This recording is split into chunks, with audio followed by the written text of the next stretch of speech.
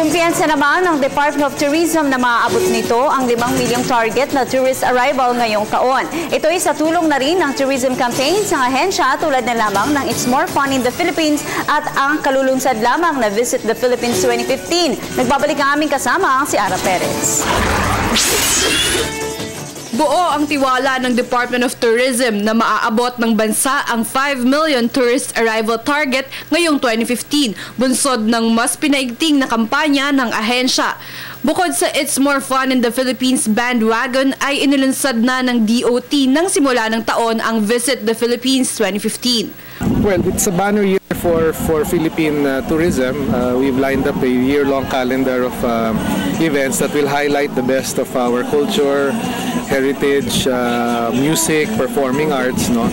So mula January hanggang December meron po tayong mga programa that will really showcase the best of the Philippines and more importantly show you the many reasons why it's more fun. Ito ay patunay lamang na napangangatawanan nga ng Pilipinas ang pagiging second fastest growing economy nito sa Asia Pacific, kung saan ang turismo ay hindi lamang nakatuon sa dami ng turista kundi sa dami ng trabaho o job generation.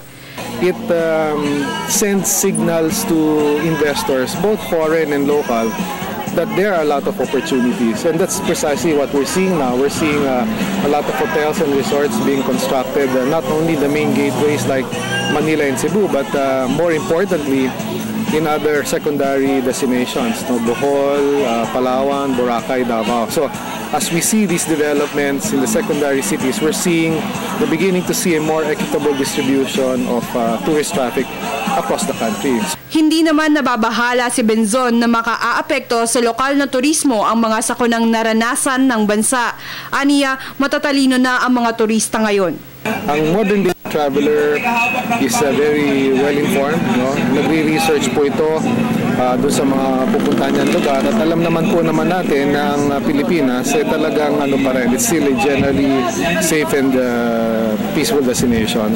Mula 2011 ay mas marami ng banyaga ang pinipiling manatili dito sa Pilipinas.